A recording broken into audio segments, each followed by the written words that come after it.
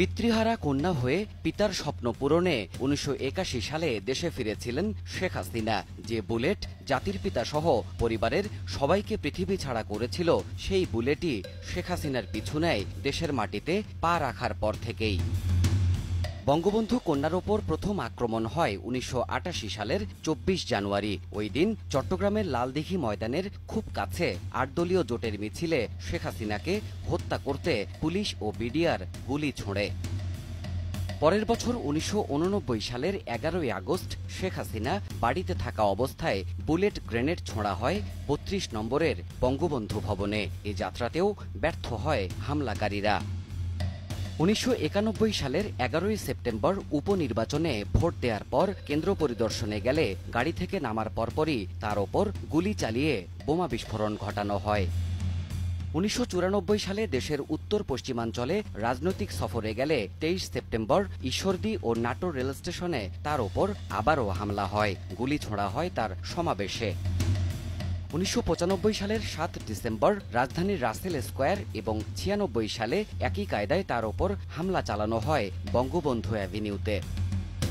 নিজ নির্বাচনী এলাকা গোপালগঞ্জের কোটালীপাড়াতেও ভয়াবহ হত্যা চেষ্টার শিকার হয়েছিলেন বঙ্গবন্ধু কন্যা। ২০০০ সালে জনসভা স্থল ও হ্যালিপ্যাডে ৭৬ কেজি বোমা পুঁতে তাকে হত্যার পরিকল্পনা করেছিল জঙ্গি গোষ্ঠী হরকাতুল জিহাদ হুজি।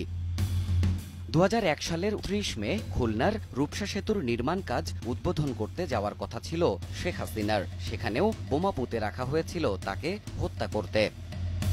ওই বছরই ২৫ সেপ্টেম্বর নির্বাচনী প্রচারে সিলেটে গেলে আলিয়া মাদ্রাসা মাঠে জনসভার মঞ্চের পাশেই ঘটে বোমা হামলা।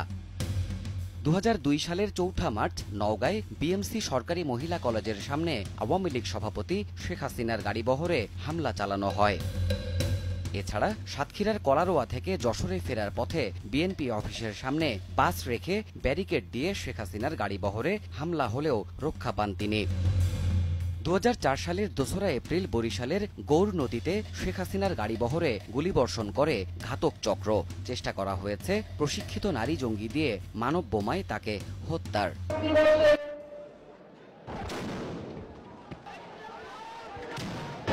তার ওপর সবচেয়ে ভয়াবহ হত্যা চেষ্টা হয় ২০০৪ সালের ২১শে আগস্ট। ওই দিন বঙ্গবন্ধু অ্যাভিনিউয়ে শান্তি সমাবেশ স্থলে গ্রেনেড হামলা চালানো হয়। অল্পের জন্য বেঁচে যান তৎকালীন বিরোধী দলীয় প্রধান শেখ হাসিনা। ওই হামলায় ঝরে যায় ২৪ নেতাকর্মীর প্রাণ।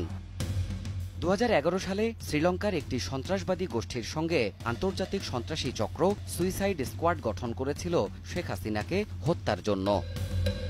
২০১৬ সালের জুনে তাকে বহনকারী বিমান হজরত শাহজালাল আন্তর্জাতিক বিমানবন্দরের রানওয়েতে ধাতব পদার্থের উপস্থিতি থাকায় নামতে গিয়ে আবারও উঠে যায় আকাশে। ধারণা করা হয়েছিল ওই বস্তুর আঘাতে ছিন্ন ভিন্ন হবে তাকে বহনকারী বিমানটি। এরপর ২০১৬ সালের ২৭ নভেম্বর সরকারি সফরে হাঙ্গেরি যাওয়ার পথে বিমানের স্ক্রু ঢিল করে রাখা হয়েছিল তাকে হত্যার পরিকল্পনায়। সবশেষ ২০১৭ সালেও শোকের মাসে ধানমন্ডি ৩২ নম্বরে শ্রদ্ধা নিবেদনের সময় প্রধানমন্ত্রীকে হত্যার পরিকল্পনা করেছিল জঙ্গিরা। বারবার হামলার পরও বুলেট, বোমা আর কুটচালের শত বাধা ডিঙিয়ে যিনি বাংলাদেশকে টেনে তুলছেন খাদের কিনার থেকে সমৃদ্ধির পথে, তিনি বঙ্গবন্ধু কন্যা প্রধানমন্ত্রী শেখ হাসিনা। দেবাশিস রায়, সময় সংবাদ, ঢাকা।